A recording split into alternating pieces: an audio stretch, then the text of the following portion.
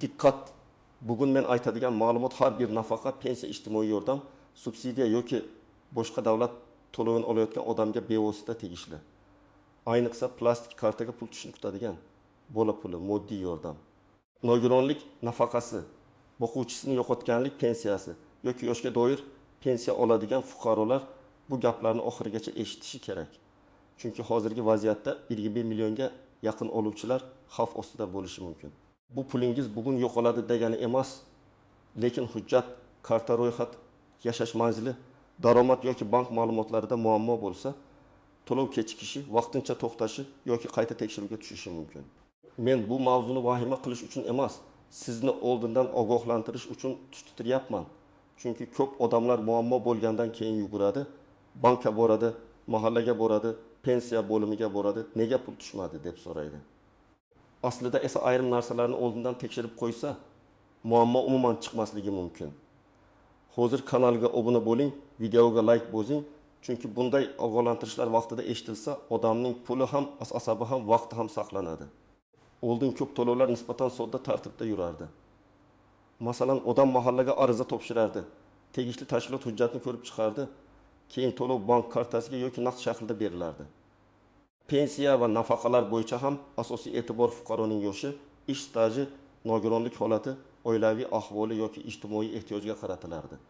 Albatta tekshiruv bo'lgan, lekin hozirgi kabi raqamli bazalar o'zaro solishtirilishi. Daromadlar avtomatik ko'rilishi, bank kartalari va shaxsiy ma'lumotlar mosligi chuqur tahlil qilinishi har doim ham bir xil darajada kuchli emas edi. Hozir esa vaziyat o'zgaryapti. Davlat to'lovlari, ijtimoiy yordamlar, pensiya va nafaqalar bo'yicha ma'lumotlar turli bazalar orqali tekshirilmoqda. Fuqaroning pasport yoki ID karta ma'lumoti, doimiy yashash manzili, oilaviy tarkibi, rasmiy daromadi, kadastrdagi mol-mulki, avtomobili, bank kartasi kimning nomida ekani, hatto ayrim hollarda chet elga chiqib kirish holati ham ahamiyatli bo'lishi mumkin. Men shuni oddiy qilib aytaman. Endi men avval olardim, demak doim olaveraman degan qarash xavfli. Chunki tizim yangilansa, eski ma'lumot bilan yangi ma'lumot to'qnash kelganda to'lov vaqtincha ushlanib qolishi mumkin. Bu yerda eng katta muammo shundaki, ko'pchilik o'z ma'lumotlarini tekshirmaydi. Masalan, telefon raqami eskirgan, bank kartasi muddati tugagan, pasport almashtirilgan, lekin tegishli tashkilotga yangi ma'lumot yetib bormagan, yoki fuqaro boshqa manzilga ko'chgan, lekin ro'yxat eski joyda qolgan. Yana bir holat, oilada daromad o'zgargan. Bir farzand ishga kirgan, mashina olingan, lekin yordam olika mezonlarga bu qanday ta'sir qilishini hech kim oldindan so'ramagan. Natijada odam, men hech narsa qilganim yo'q, nega pulim to'xtadi deb hayron bo'ladi. Aslida tizim ma'lumotlarni solishtirgan va savol paydo bo'lgan bo'lishi mumkin. Birinchi navbatda men sizga aniq tushuntirib qo'yaman. Xavf ostida degani hamma odamning puli bekor qilinadi degani emas, xavf ostida degani. Ayrim oluvchilarning hujjatlari, bank ma'lumotlari yoki ijtimoiy holati qayta tekshiruvga tushishi mumkin degani. Agar hamma ma'lumotingiz to'g'ri, hujjatlaringiz joyida, siz haqiqatan ham belgilangan shartlarga mos kelsangiz, xavotir kamroq. Lekin kamroq degani umuman tekshirmaslik degani emas. Chunki texnik xato ham bo'lishi mumkin. Masalan, bir ayol bola puli oladi. Uning 3 nafar farzandi bor, eri mavsumiy ishlaydi. Daromad doimiy emas. Oldin bola puli bemalol tushib turgan. Lekin keyin katta farzandi kollejni bitirib rasmiy ishga kirgan. Tizim oilaning umumiy daromadini qayta hisoblaganida ehtiyoj mezoni o'zgarishi mumkin. Bu ayolga to'lov to'xtashi shart emas. Lekin u qayta ko'rib chiqilishi mumkin. Agar farzand alohida yashayotgan bo'lsa, buni hujjat bilan isbotlash kerak bo'ladi. Agar bir ro'yxatda tursa, tizim uni oila tarkibida ko'rishi mumkin. Yana bir misol. Nafaqa olayotgan keksa ota bank kartasini o'g'lining qo'liga berib qo'ygan. O'g'li kartadan foydalanadi. SMS xabar ham o'g'lining telefoniga boradi. Bir kuni karta muddati tugaydi yoki bank xavfsizlik sababli kartani bloklaydi. Ota pul tushmadi deb o'ylaydi. Aslida to'lov yuborilgan bo'lishi mumkin, lekin karta muammosi sabab pul ko'rinmaydi yoki yechilmaydi. Bunday holatda pensiya bo'limini ayblashdan oldin bankdagi karta holatini tekshirish kerak. Nogironlik nafaqasi oladigan odamlar ham ehtiyot bo'lishi kerak. Nogironlik muddatsiz belgilangan bo'lsa bir tartib, ma'lum muddatga belgilangan bo'lsa boshqa tartib. Agar tibbiy ko'rikdan o'tish muddati kelgan bo'lsa-yu, fuqaro vaqtida komissiyaga bormasa, to'lov vaqtincha to'xtashi mumkin. Men amaliyotda shuni ko'p ko'raman. Odam mening holatim o'zgarmagan, nega yana ko'rik kerak deydi. Lekin qonuniy tartib bo'yicha nogironlik guruhi muddatli bo'lsa, uni tasdiqlash kerak. Tasdiqlanmasa tizim to'lovni davom ettirishga asos ko'rmasligi mumkin. Eng avvalo hujjatini yaqinda almashtirganlar. Masalan, eski pasportdan ID kartaga o'tgan bo'lsangiz, familiya o'zgargan bo'lsa, nikohdan keyin hujjat yangilangan bo'lsa, tug'ilgan sana yoki ism sharif yozilishda farq bo'lsa, bu bank va davlat bazalarida mos kelmay qolishi mumkin.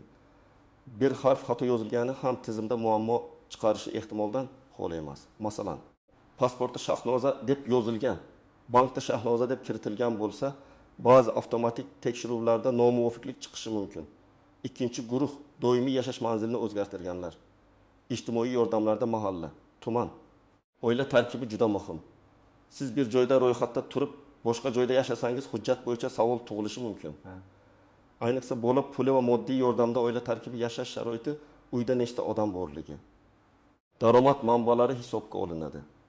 Agar ro'yxatdagi odamlar aslida birga yashamasa, lekin hujjatda bir oilada ko'rinsa, bu yordam miqdoriga yoki umuman berilishiga ta'sir qilishi mumkin. Uchinchi guruh bank kartasini yangilamaganlar. Karta muddati tugagan, karta bloklangan, PIN kod noto'g'ri kiritilib yopilgan, bank hisobvarag'i faol emas yoki karta boshqa odam nomida bo'lsa, to'lovda muammo chiqadi. Davlat to'lovi sizning nomingizdagi hisobga tushishi kerak bo'lgan holatlarda boshqa odam kartasini berish xavfli. Men doim aytaman, nafaqa yoki pensiya olayotgan odamning o'z nomida karta bo'lsin. Telefon raqami ham imkon qadar o'z nomida va ishlaydigan bo'lsin. 4-guruh daromadi o'zgargan oilalar. Agar oilada kimdir rasmiy ishga kirgan bo'lsa, yakka tartibdagi tadbirkorlik ochgan bo'lsa, o'zi band qilgan bo'lsa. Ijara daromadi bo'lsa, avtomobil yoki qimmat mol-mulk rasmiylashtirilgan bo'lsa, ijtimoiy yordam mezonlariga ta'sir qilishi mumkin.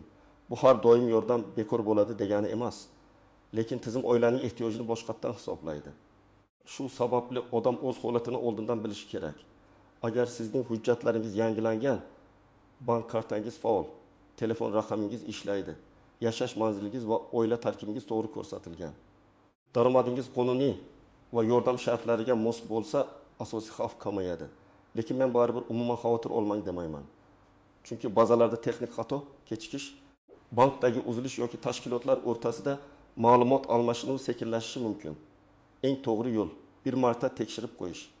Masalan, yoshga doir pensiya olayotgan odam har oy pulni vaqtida olyapti. Kartasi faol, pasport ma'lumoti to'g'ri, boshqa alohida qayta tasdiqlash talabi yo'q.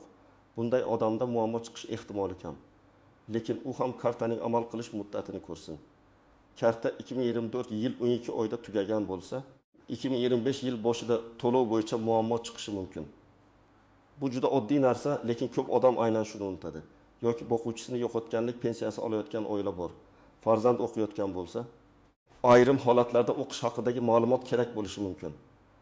Agar farzand belgilangan yoshga yetgan, o'qishni tugatgan yoki o'qish shakli o'zgargan bo'lsa, to'lov shartlari ham o'zgaradi. Demak, bu oila ham pul tushyapti-ku deb beparvo yurmasdan o'qish hujjatlari va yosh mezonlarini tekshirishi kerak. Bu masalada eng ko'p uchraydigan xato, odamlar og'zaki gapga ishonib qoladi. Qo'shnim aytdi, endi hammadan nafaqa olib qo'yar ekan. Mahallada aytishdi, karta almashtirmasang pul yo'q olar ekan. Internetda yozishibdi, hamma qayta ariza berish kerak ekan degan gaplar ko'p tarqaladi. Men ekspert sifatida sizga shuni aytaman. Har bir to'lovning o'z qoidasi bor. Pensiya alohida, bola puli alohida, moddiy yordam alohida, subsidiya alohida, nogironlik nafaqasi alohida. Bitta umumiy gap bilan hammasini bog'lab bo'lmaydi. Ikkinchi nozik jihat, menga SMS kelmadi, demak pul tushmadi degan xulosa har doim to'g'ri emas. Ba'zan SMS xizmati o'chgan bo'ladi, telefon raqami almashtirilgan bo'ladi, aloqa bo'lmaydi yoki bank ilovasida xabar kechikadi. Shuning uchun hisobni bankomatda, bank ilovasida yoki bank filialida tekshirish kerak. Ayrim hollarda pul tushgan, lekin fuqaro xabardan bexabar bo'ladi. 3-nozik jihat, qarzdorlik. Agar fuqaroning bank kartasida kredit, aliment, ijro hujjati yoki boshqa ushlab qolish bilan bog'liq holat bo'lsa, tushgan pul avtomatik yechilib ketgan deb o'ylashi mumkin. Bu yerda juda ehtiyot bo'lish kerak. Ayrim ijtimoiy to'lovlar bo'yicha ushlab qolish tartibi cheklangan bo'lishi mumkin. Ayrim holatlarda esa bank yoki ijro organi harakatini tekshirtirish kerak bo'ladi. Agar pul tushib darrov yechilgan bo'lsa, bankdan hisobvaraq ko'chirmasini oling. qayerga, qachon, nima asosda yechilganini yozma tarzda so'rang. 4-nozik jihat chet elda bo'lish. Ayrim to'lovlarda fuqaroning O'zbekistonda yashashi, ro'yxatda bo'lishi yoki shaxsan tasdiqlashi kerak bo'ladigan holatlar bor. Masalan, pensioner uzoq muddat chet elda bo'lsa, ayrim tartiblarda hayot ekanini tasdiqlash, hujjat topshirish yoki vakil orqali ish yuritish kerak bo'lishi mumkin.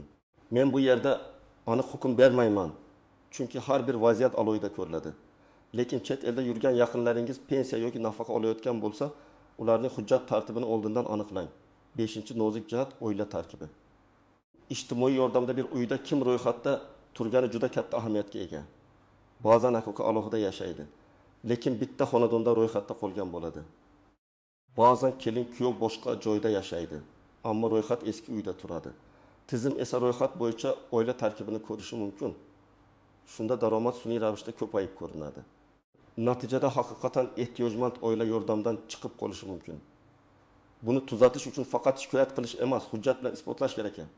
Birinchi xato, kartani begona odamga berish. O'g'lim yechib beradi. Qo'shnim bankomatdan olib keladi. Qarindoshim ilon o'tkazadi deb kartani, PIN kodni, SMS kodni berish juda xavfli. Agar pul yechilib ketsa, keyin isbotlash qiyin bo'ladi. Davlat to'lovi kelgan karta shaxsiy moliyaviy hujjatdir. Uni hech kimga ishonib topshirish kerak emas. Ikkinchi xato, telefon orqali kelgan har qanday odamga ishonish. Hozir firibgarlar sizga nafaqa oshirildi. Kartangizni tasdiqlang. Pensiyangiz to'xtamasligi uchun kod ayting. Bola puli uchun anketa to'ldiring deb qo'ng'iroq qiladi. Men qat'iy aytaman, hech qachon SMS kodni, karta raqami to'liq ma'lumotini, amal qilish muddatini, CVV kodni hech kimga aytmang. Bank xodimi ham, davlat idorasi ham sizdan SMS kod so'ramasligi kerak. Kod so'rasa bu katta xavf belgisi. 3-xato og'zaki murojaat bilan cheklanib qolish. Masalan, odam mahallaga boradi, ko'rib qo'yamiz deyishadi, bankka boradi, keyinroq keling deyishadi. Pensiya bo'limiga boradi, navbat ko'p bo'ladi. Natijada oylar o'tadi. Agar pulingiz to'xtagan yoki kechikkan bo'lsa, yozma murojaat qiling. Ariza raqamini oling. Qaysi sanada topshirganingiz, kim qabul qilgani, qanday javob berilishi kerakligi aniq bo'lsin. 4-xato, hujjatni oxirgi kunga qoldirish. Karta muddati tugashiga 1 oy qolgan bo'lsa, hozirdan yangilang. Nogironlik bo'yicha qayta ko'rik muddati yaqinlashsa, oldindan navbat oling. Farzandingiz o'qish joyidan ma'lumotnoma kerak bo'lsa, pul to'xtagandan keyin emas, oldindan oling. Hujjat masalasida 1 kunlik kechikish ham ba'zan bir oylik to'lov kechikishiga sabab bo'ladi. Endi eng muhim qism. Siz hozir nima qilishingiz kerak? Men buni oddiy odam tushunadigan qilib ketma-ket aytaman. Avvalo bank kartangizni tekshiring. Karta sizning nomingizdami, muddati tugamaganmi, bloklanmaganmi, SMS xizmati ishlayaptimi? Bank ilovasiga kira olyapsizmi? Agar pensioner yoki nafaqa oluvchi keksa odam bo'lsa, farzandlari unga yordam bersin, lekin karta kodlarini o'zlashtirmasin. Bankka birga borib, karta holatini aniqlab bering. Keyin shaxsiy hujjatlaringizni tekshiring.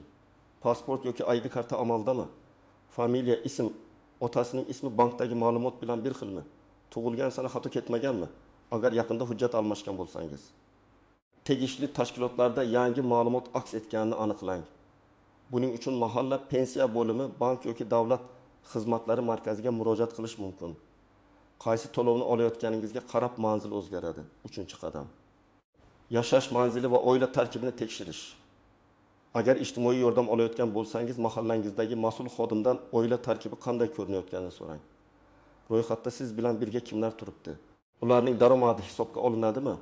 Aslida alohida yashaydigan odamlar hujjatda bitta oila bo'lib ko'rinmayaptimi? Agar farq bo'lsa, buni tasdiqlaydigan hujjatlarni tayyorlang.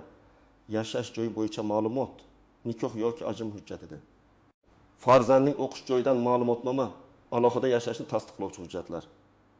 4-qadam, daromad va mol-mulk bo'yicha holatingizni biling. Oilada kim rasmiy ishlaydi, kim o'zini o'zi band qilgan, kim tadbirkor, kimning nomida avtomobil yoki uy bor. Ijtimoiy yordam olishda bu ma'lumotlar muhim bo'lishi mumkin. Bu mashina ukamniki, lekin mening nomimda degan holatlar juda ko'p. Tizim esa mashina kim haydayotganini emas, kimning nomida turganini ko'radi. Shuning uchun mol-mulkni nomiga rasmiylashtirishda ham ijtimoiy yordamga ta'sirini o'ylash kerak. 5-qadam, agar pul tushmasa, darhol tartibli harakat qiling. Birinchi kuni bank hisobini tekshiring. Pul kelganmi yoki yo'qmi? Karta bloklanganmi? Ushlab qolish bo'lganmi? Bankdan ko'chirma oling. keyin tegishli tashkilotga boring. Pensiya bo'lsa, pensiya jamg'armasi bo'limi. Bola puli yoki moddiy yordam bo'lsa, mahalla va ijtimoiy himoya organlari, subsidiya bo'lsa, ariza topshirgan tizim yoki mas'ul idora. Og'zaki gap bilan qaytmang. Yozma murojaat qiling. Arizada nimalar yoziladi? Men oddiy shaxsni aytaman.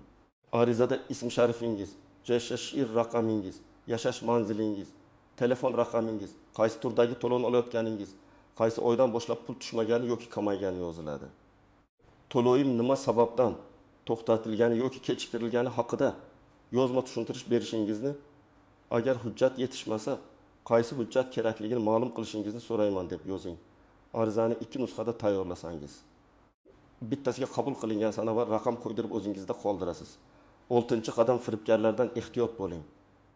Ijtimoiy tarmoqlarda nafaqangizni oshirib beramiz, bola pulini tezlashtiramiz, subsidiyani kafolatlaymiz. Kartangizni tekshiramiz degan reklamalarga ishonmang.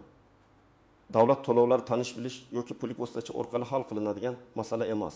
Agar kimdir sizdan pul so'rab, men ichkarida odamim bor desa, bu katta xavf.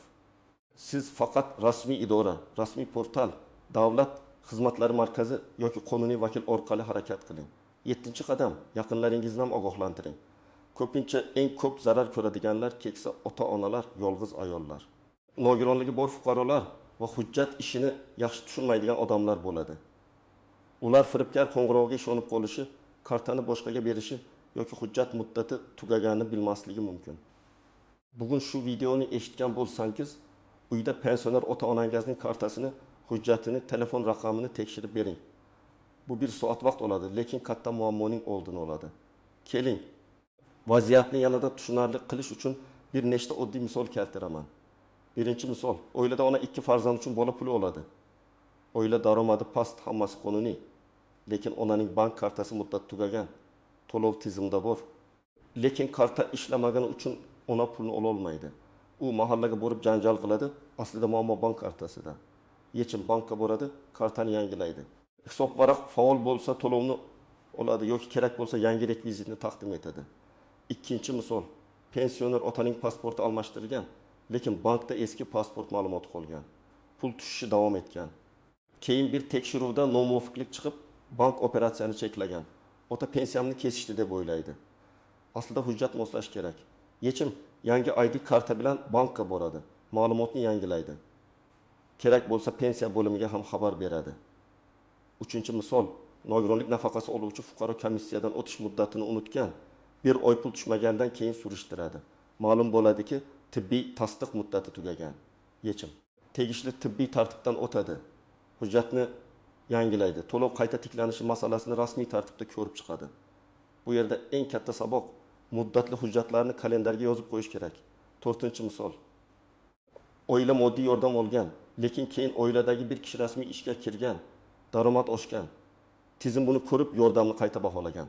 Oila nega to'xtadi deydi. Bu yerda yordam noqonuniy to'xtadi deb darrov aytib bo'lmaydi. Avval hisob-kitobni ko'rish kerak. Agar daromad haqiqatan mezondan oshgan bo'lsa, to'lov tugashi mumkin. Agar tizim xato hisoblagan bo'lsa, masalan, birga yashamaydigan odam daromadi qo'shilgan bo'lsa, hujjat bilan e'tiroz bildirish kerak. 5-misol, ayolning nomida avtomobil bor, lekin mashinani eri haydaydi yoki qarindoshi ishlatadi. Ijtimoiy yordam tekshiruvida avtomobil mol-mulk sifatida ko'rinadi. Ayol bu meniki emas deydi, lekin hujjatda uning nomida. Tizim hujjatga qaraydi. Shu sababli mol-mulkni kimning nomiga rasmiylashtirish juda muhim. Keyin aslida boshqaniki edi deyish har doim ham yordam bermaydi. Bugungi ogohlantirishning ma'nosi shuki, 20 millionga yaqin oluvchilar orasida hujjati, kartasi, manzili, daromadi yoki ijtimoiy holati bo'yicha tekshiruvga tushishi mumkin bo'lgan odamlar bor.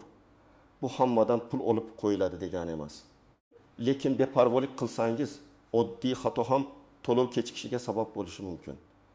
Men sizga eng muhimini aytdim.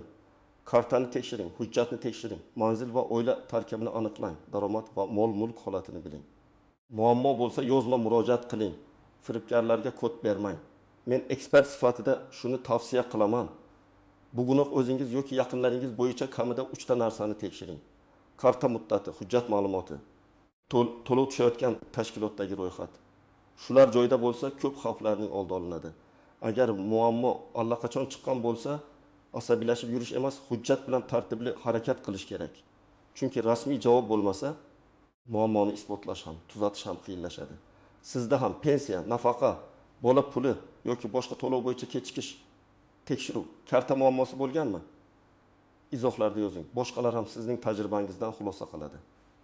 Videoga like bosing, kanalga obuna bo'ling va bu ma'lumotni ota-onangiz, qarindoshlaringiz, qo'shnilaringizga yuboring. Chunki bitta vaqtida aytilgan ogohlantirish kimningdir bir oylik puli. Dori darmoni yoki ro'zg'or xarajatini saqlab qolishi mumkin.